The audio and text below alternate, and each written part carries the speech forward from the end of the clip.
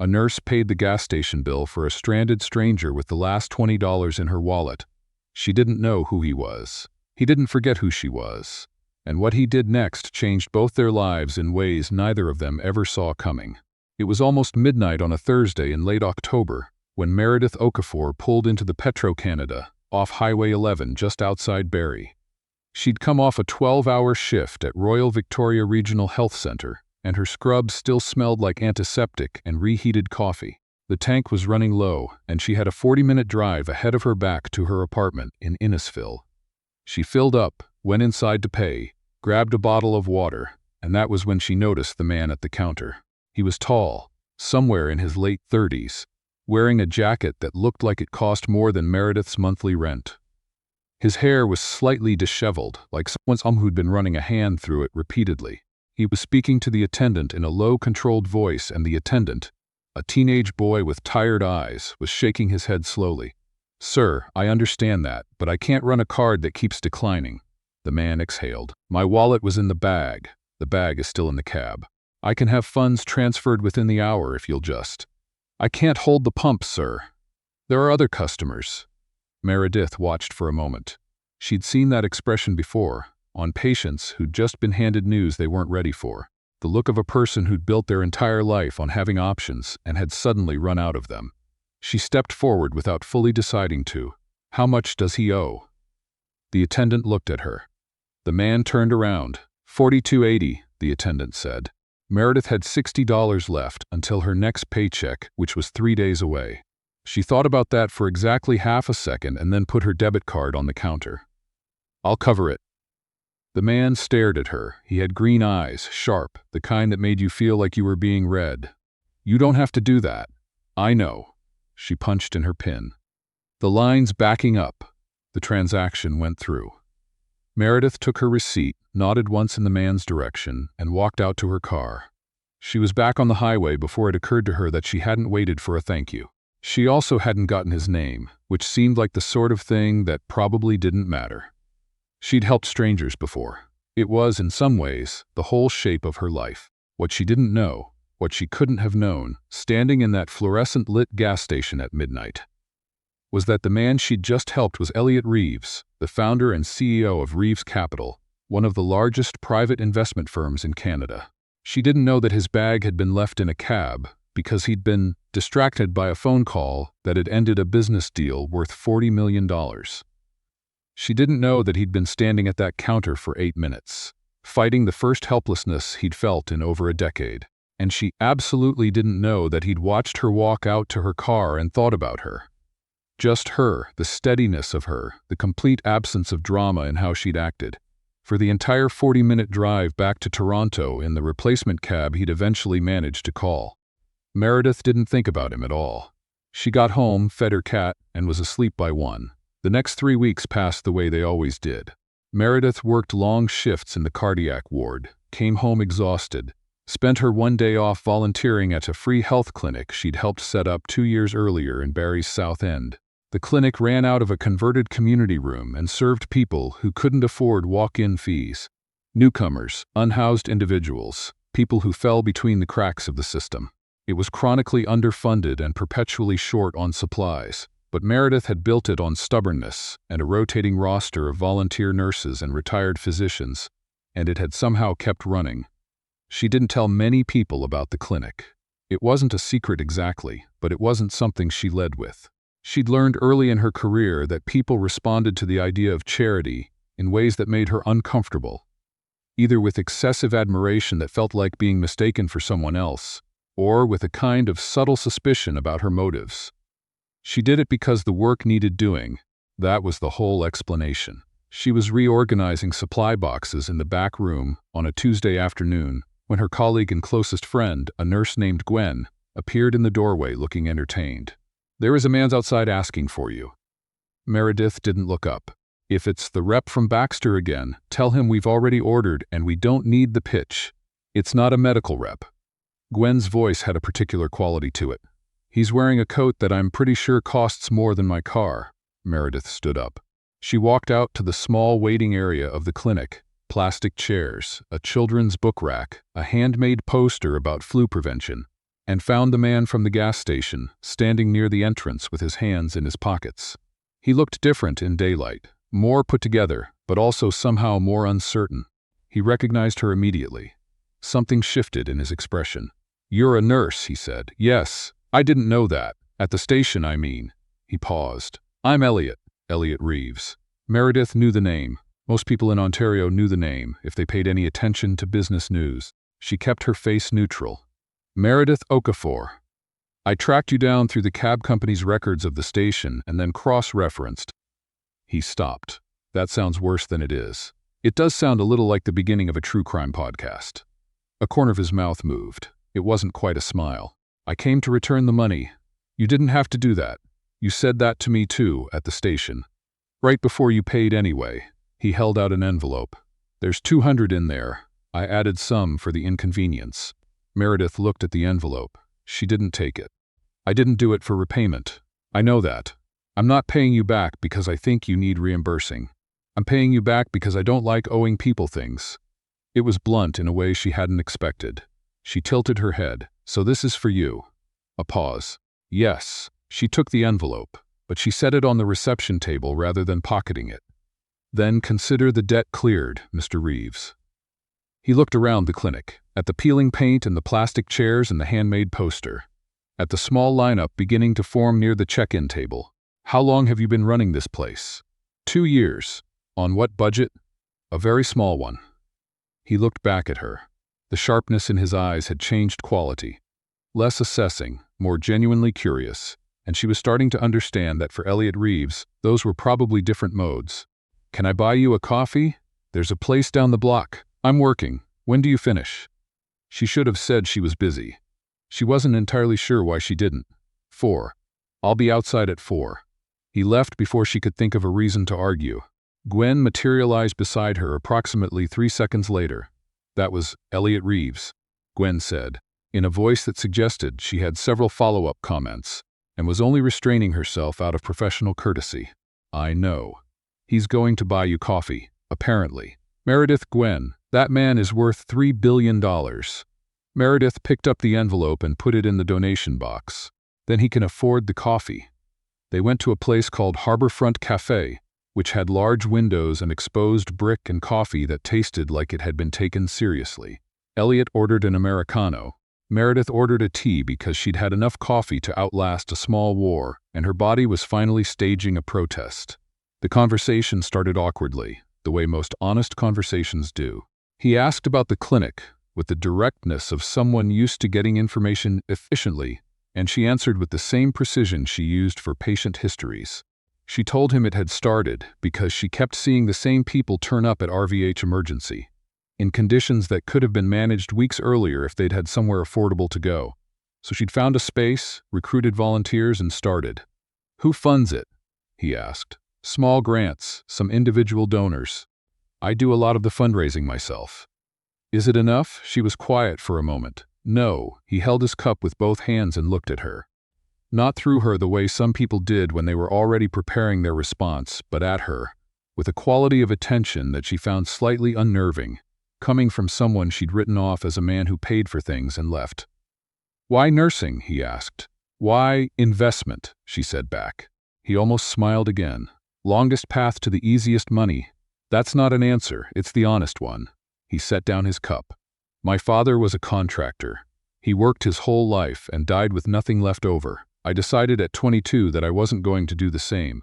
I went into finance because I was good at numbers and because it was the fastest way to not be broke." He said it flatly, without apology or performance. Not a particularly inspiring origin story. Meredith looked at him. "It's honest. You still haven't answered mine. My mother was sick for a long time when I was a teenager. We didn't have money. Some nurses at the clinic near our place in Mississauga treated her like she mattered even when the system made that difficult." She paused. "I wanted to be one of those." Something moved through his expression, something she couldn't quite read, which didn't happen to her often. She was good at reading people. She'd had to be. He came back to the clinic the following week. He didn't announce it. He just appeared while she was finishing a shift, sitting in one of the plastic chairs, reading something on his phone, with the same focused expression he probably wore in boardrooms. He'd brought coffee, One for himself, one for her, a tea this time. And when she raised an eyebrow, he said, simply, "I guessed." It became, without either of them formally deciding it, a habit. He showed up on Tuesdays, he sat in the waiting area. If she wasn't too busy, they talked during her break.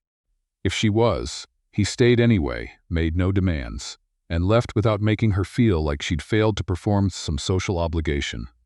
She had never in her life met a man with that much money who required that little management, and she was uncertain whether to find it disarming or suspicious. She told herself it was probably suspicious, but she also started looking up on Tuesdays to see if he was there. One afternoon, about 3 weeks in, he asked if she'd like to see something.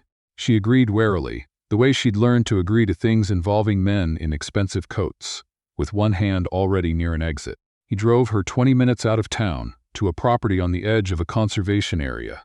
A Victorian house set back from the road, brick and bay windows, overgrown garden, a wraparound porch that had seen better decades. It was beautiful in the way that things are beautiful when they've been neglected and still haven't given up. "I bought this 6 months ago," he said, standing on the front walk. "I was going to develop it, put up 10 houses."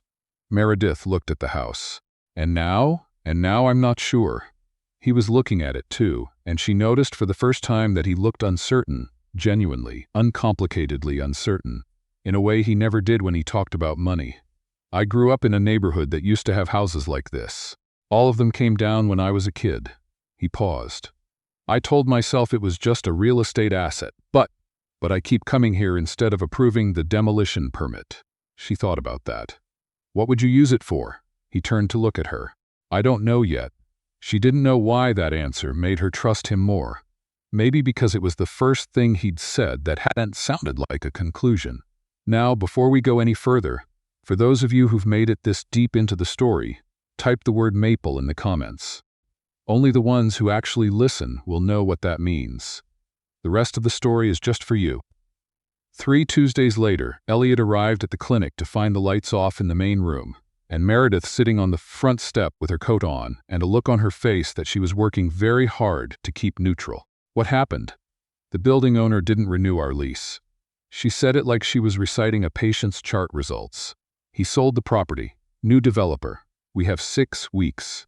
Elliot sat down on the step beside her without asking if that was all right.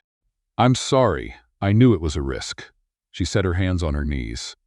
"I've been looking for a new space. Everything in this part of the city is either too expensive or too far for the people who use us."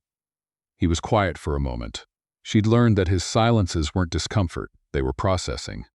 He thought before he spoke, which was something she hadn't realized was unusual until she started noticing how few people did it. "The Victorian house," he said. She turned to look at him. "It has 6 rooms on the ground floor. The layout would work. It's on a bus line."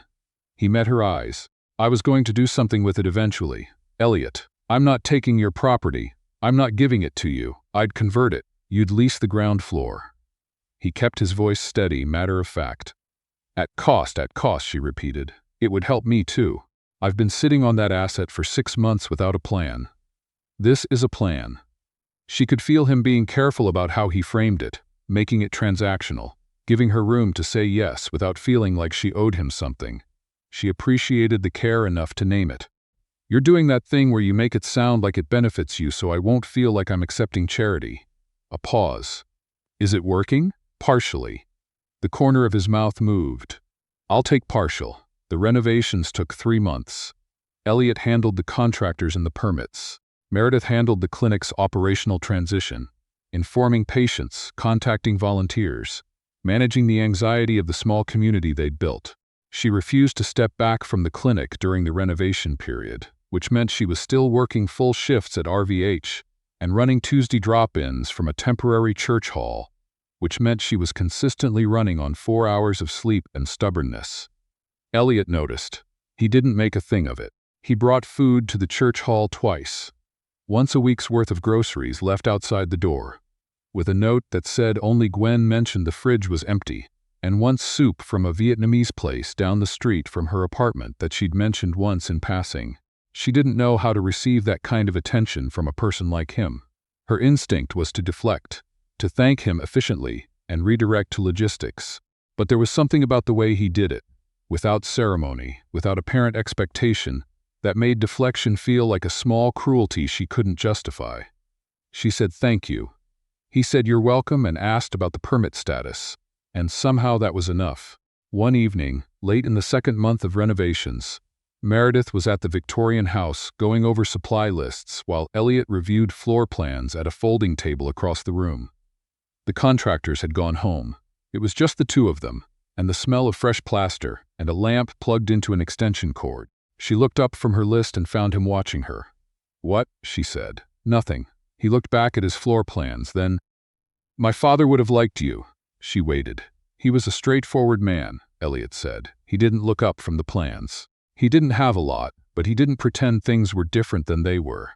He said it was the most important thing, to see things clearly." A pause. "I spent a long time thinking he was wrong about that you had to reframe reality to get what you wanted, and now?"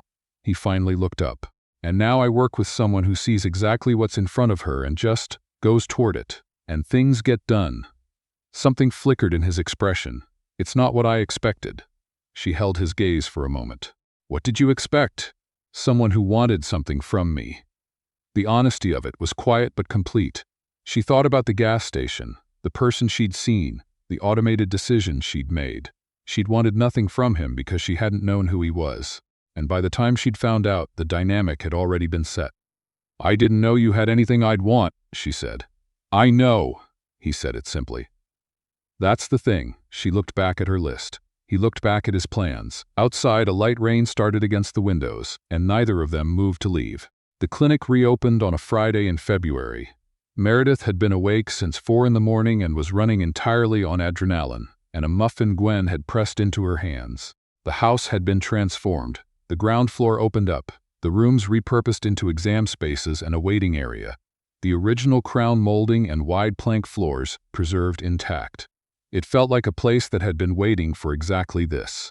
The first patient was an 82-year-old woman named Mrs. Petrov who had been coming to the clinic since its original location, and who expressed no particular emotion about the new space, except to note that the chairs were more comfortable, which she approved of. Meredith took her blood pressure and adjusted her medication notes, and felt something settle in her chest that she hadn't realized had been unsettled. Elliot appeared around noon. He stood in the doorway of the main waiting area, coat on, looking around. He didn't say anything for a long moment. "What do you think?" Meredith asked, coming to stand beside him. "Good," he said, and then, "better than good." He turned to look at her, and the expression on his face was something she hadn't seen on him before, a quieter version of him, not performing competence or managing a situation, just present. The renovation of the house and the opening of the clinic had done something to him too, though she didn't yet have the language for exactly what. Gwen appeared on Meredith's other side, because Gwen had the situational awareness of a very invested audience member. She looked between the two of them, said nothing, and retreated with great dignity back to the exam room. "I should get back," Elliot said. He didn't move. "You should," Meredith agreed. She didn't move either. He turned to face her more fully. "There's a dinner. Reeves Capital annual thing, Thursday. I'm supposed to bring someone, and I've avoided doing that for 4 years, and I'm aware that asking you feels significant." She looked at him. "It does feel significant." "I know," he held her gaze. "I'm asking anyway." She was quiet for a moment. The clinic was filling up behind her, the sounds of chairs being pulled out, of Gwen explaining something to a patient, of the old radiator ticking in the corner, the entire shape of her ordinary life. "Okay," she said. He almost smiled. The real version, this time, less restrained than the corner-of-mouth movement she'd catalogued over the past months. It changed his face considerably. "I'll pick you up at 6, he said. She went back to work. He finally left. And Gwen, from the exam room doorway, said simply, "Well." The dinner was at a hotel in downtown Toronto, a ballroom full of people who introduced themselves by company name before given name, and wore the slightly over-careful expressions of people for whom the evening was professional, even when it appeared social. Meredith wore the one good dress she owned, a deep burgundy wrap she'd bought for a friend's wedding and worn twice since. She felt conspicuous, and she was used to being conspicuous. She was often the only black woman in any given room in her career, and she'd long since developed the equanimity of someone who understood that other people's comfort with her presence was not her responsibility. What she hadn't expected was Elliot. He was in his professional element, which she'd understood in theory, but hadn't seen in practice. He moved through the room with an ease that was entirely different from his Tuesday quiet. Charming and deliberate, and exactly as controlled as the night she'd first seen him. But every time he turned back to her, something in him shifted. He checked in without hovering. He introduced her without making her an accessory to his professional identity. At one point, he leaned close to say something, and she caught the precise moment a man across the room, another executive type, silver-haired, the comfortable smile of someone who assumed the world was arranged for his benefit, clocked her and then looked at Elliot with something she was very familiar with, the polite recalibration. Elliot caught it too. She saw his jaw set slightly. He said quietly, "Do you want to leave?" "No," she said. "I'm fine. I know you are." He handed her a glass of sparkling water. "I'm asking if you want to leave anyway." She looked at him. "Not yet." He nodded. They stayed another hour. He kept her in conversation the entire time, not as armor, but as genuine engagement. She noticed him steer them away from the silver-haired man twice without making it visible, and she appreciated the care enough not to name it. Later, outside, waiting for the car, he said, "Henderson, the man across the room. He's been on my board for 6 years. He says things like culture fit in a voice that has a very specific meaning." "I know that voice," Meredith said. "I know you do." A pause. "I'm sorry I didn't say something to him directly. You navigated it."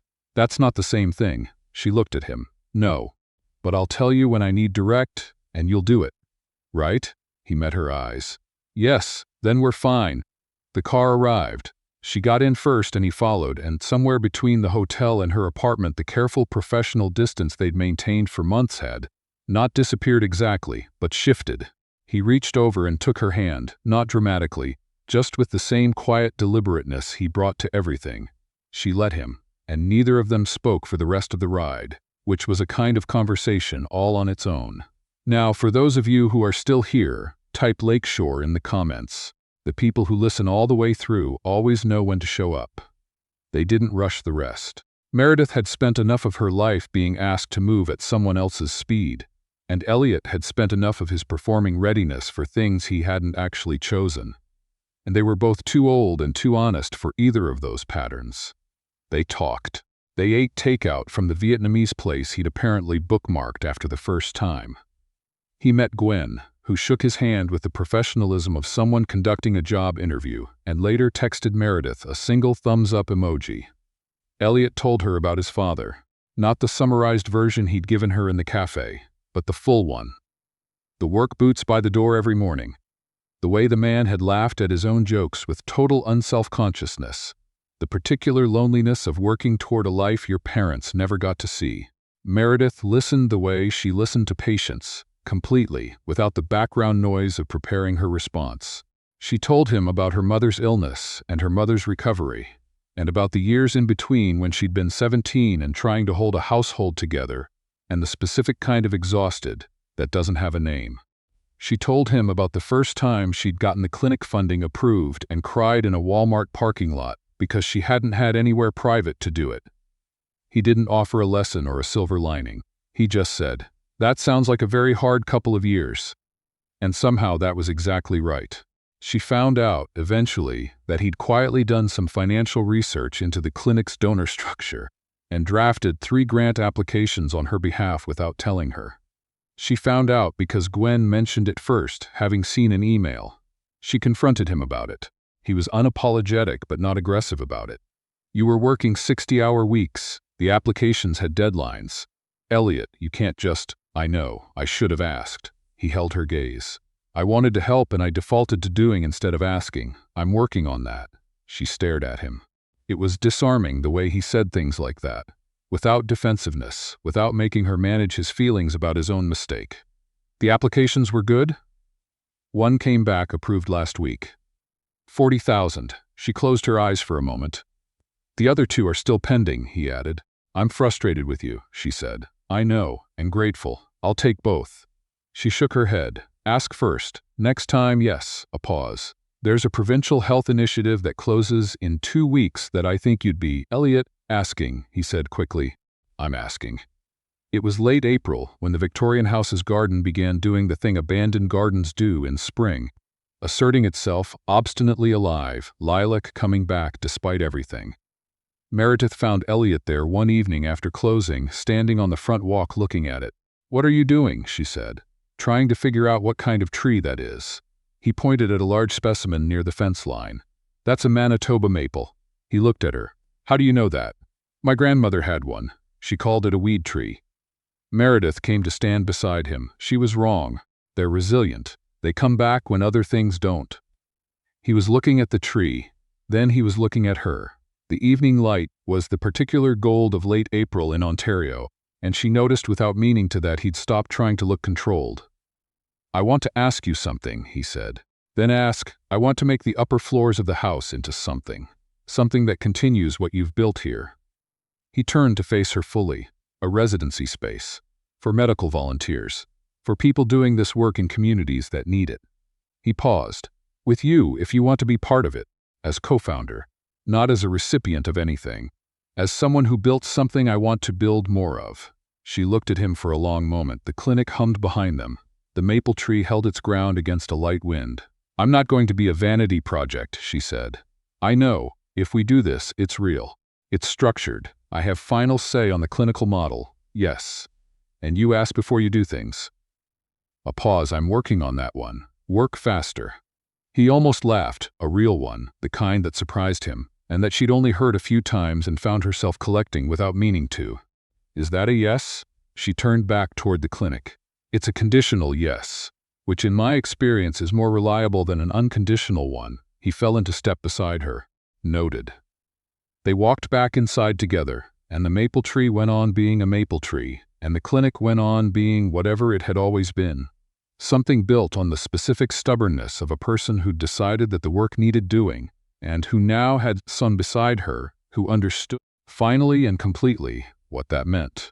The residency program launched the following September, and the day the first cohort of volunteer physicians arrived, Meredith stood on the front porch of the Victorian house and felt exactly what she'd felt in that Walmart parking lot years before, the particular weight of a thing becoming real, except that this time, she didn't have to find a quiet parking lot.